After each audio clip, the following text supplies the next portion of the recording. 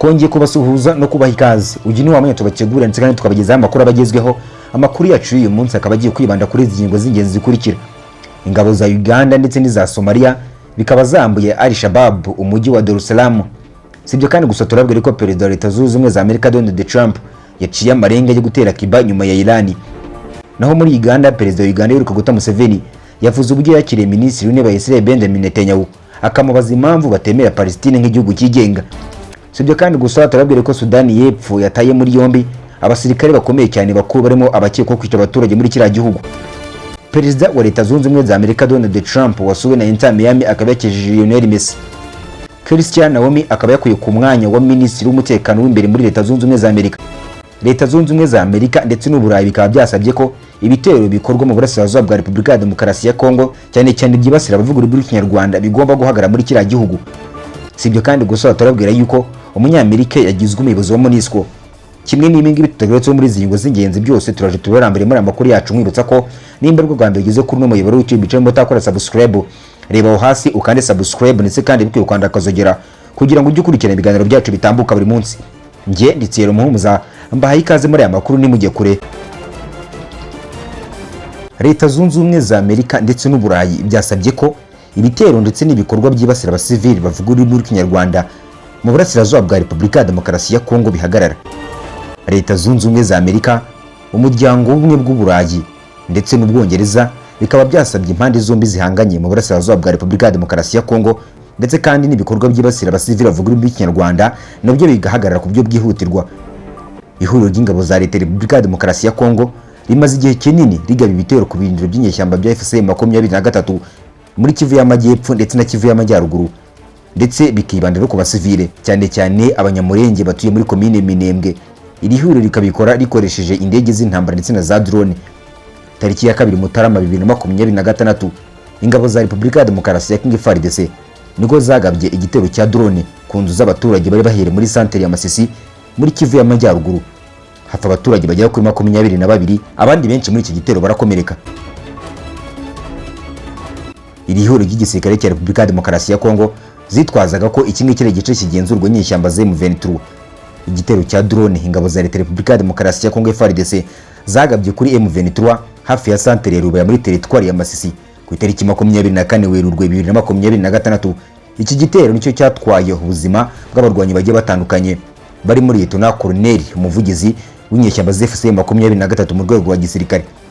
Inyeshyamba M23 zatangaje ko mu gihe igikomeje kugagaho ibitero bigiye bitandukanye n'igisirikare cya Repubulika ya Demokarasi ya Kongo, nayo yafashe icyemezo cyo kujya kubikumiraho birimo biraturuka. Ibyo ngibyo M23 irimo irabikora yohereza drone zigiye zitandukanye ku kibuga cy'indege cya Bangoka muri Kisangani ku itariki ya 1 Gashyantare ndetse na tariki ya 2 Werurwe 2026 kugira ngo zisenye ibikorwa byose bya gisirikare bitegurirwa kuri biriya bigo by'indege tuvuze haruguru bikozwe n'igisirikare cya Repubulika ya Demokarasi ya Kongo FARDC. Ku itariki ya 5 Werurwe Umuryango w'Ubumwe bw'Uburayi, Leta Zunze Ubumwe za Amerika ndetse n'ibindi bihugu byibumbiye mu ihuriro ICG bikurikinira hafi ibibera mu karere k'ibiyaga bigari birimo nk'Ubufaransa, Ububiligi, Ubudage, Denmark, Ubusuwisi ndetse na Swede bikaba byatangaje ko imbaraga z'igisirikare atari zo zishobora gukemura ikibazo cy'amakimbirane ari mu burasirazuba bwa Repubulika ya Demokarasi ya Kongo.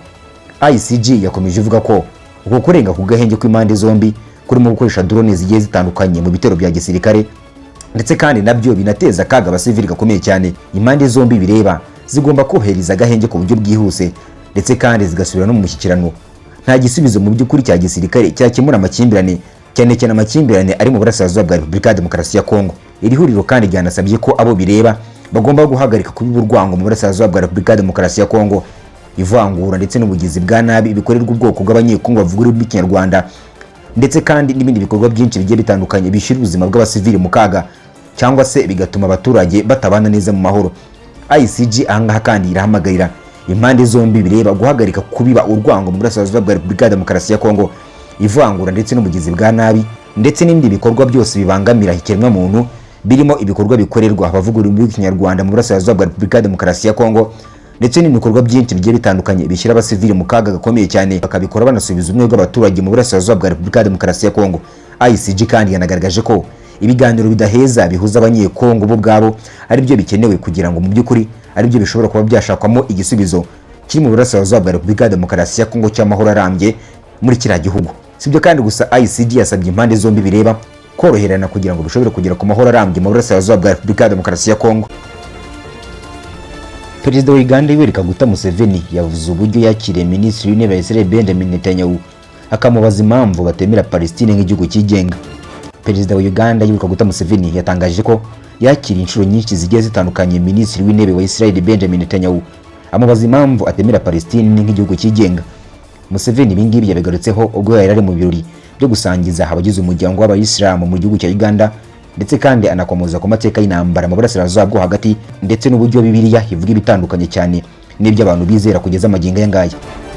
Perezida wa Uganda Yoweri Kaguta Museveni yavuze ko yaganiriye n'abayobozi bagiye batandukanye barimo Abayisilamu ndetse na Iran, barimo Benjamin Netanyahu, Mohamed Ahmadinejad wayoboye Iran kuva mu mwaka 2005 kugeza mu mwaka 2013, Ibrahim Raisi wayoboye Iran kuva mu mwaka 2021 kugeza mu mwaka 2024, ababaza impamvu baryana kandi ari abavandimwe.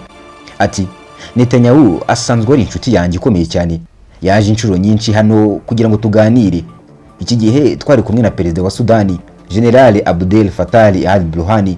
Iki gihe naramubajije nti kuki utemera Palestine nk'igihugu cyigenga muri gahunda yo kwemeza ibihugu bibiri. Museveni kandi yavuze ko mbere y'iko abarabu batemeranye no gahunda yo kwemeza Israel ndetse na Palestine nk'ibihugu byigenga, ariko kugeza amagingo aya ngaya abarabu bakaba barabyemeye, akibaza impamvu Israel nayo itarimo irabiha umugisha. Ati ahangaha Museveni yabivuze agira ati Israel kuki mutemera ibingibi bakavuga ibi n'ibi, ariko mu by'ukuri ukabona ko badashaka kwemera nka Palestine ko yaba igihugu cyigenga. Uretse ibingibi kandi Perezida wa Uganda Yoweri Kaguta Museveni avuga yigeze no kubaza Perezida wa Iran impamvu itemera Israel nk'igihugu cyigenga. Abayobozi bayo bakagaragaza ko Israel kari ikintu cyaje kigatererwa aho ngaho muri ako karere, bikaba biri aho ngaho gusa nta kindi kintu bivuze. Ahanga mu magambo make byagarutswe babivuga bati bakavuga ngo Israel ntago ibarizwa mu burasirazuba bwo hagati. Naravuze ngo oya, navuze ko nzi ko iki gice cy'isi kiri muri Bibiliya. Mwese muvugwa muri Bibiliya. Abayahudi bavugwa muri Bibiliya n'Abaperesi aribo Irani bose babarizwa muri Bibiliya. Hari n'abandi bitwa Bamedi, Abafilistiya aribo Palestine. Goliath yari umunyapalestine. Narababwiye ngo mugomba kwemera Israel nk'igihugu cyigenga kugira ngo twemeze gahunda y'ibihugu bibiri kugira ngo byigenge. Kuva ku itariki 28 Gashyantare, Israel ku bufatanye na Leta Zunze Ubumwe za Amerika nibwo bagabye igitero gikomeye cyane ku gihugu cya Iran. Ubu ngubu intambara ikaba imaze kugira ingaruka zikomeye cyane ku isi. Ibi bitero byahitanye abayobozi bakomeye cyane ba Iran barimo Ali Khamenei wari umuyobozi w'ikirenga wa Iran ndetse n'abandi bayobozi bakomeye muri Iran bagera kuri 40. Ibi ngibi ni ibitero bije mu gihe kandi Israel imaze igihe kinini mu ntambara n'umutwe witwaje intwaro wa Hamas muri Gaza, aho Abanyapalestine barenga 75,000 bamaze kugwa mu bitero Israel yagabye kuri Gaza, kuko Hamas nayo yari imaze kugaba ibitero bikomeye cyane kuri Israel bigahitana hafi abaturage bagera ku 1,200. Mu minsi mike ishize umuryango w'abibumbye nibwo washyizeho umwanzuro ugena neza uburyo Abanyapalestine ndetse n'Abanya-Israel bagabanya ubutaka bubahoza mu makimbirane, buri gihugu kikagira ubwigenge bwacyo budakuka. Muri Nzeri 2025 nibwo ibihugu byo mu muryango w'abibumbye byatoye bishyigikira amahame ya New York yiswe New York Declaration. Aya ngaya ni amahame agizwe n'amapaji 7, akaba yarateguwe bigizwe mu ruhare rukomeye cyane n'Ubufaransa ndetse na Arabia Saudite. Aya mahame yemejwe muri Nyakanga 2025 mu nama y'umuryango w'abibumbye. Aya mahame kandi akaba agenga ibigendanye n'ishyirwa mu bikorwa by'umwanzuro wa Loni wo kugabanya Israel ndetse n'Abanyapalestine igihugu. Igitekerezo cyo kugabanya Abanya-Israel ndetse n'Abanyapalestine kino gihugu ntabwo ari gishya, kuko cyanemejwe mbere muri Loni mu mwaka w'1947. Gusa ishyirwa mu bikorwa bya kino cyemezo rikaba ryaragereza ibibazo bigiye bitandukanye, akaba ari nayo mpamvu ryanongeye kwibandwaho muri iki gihe.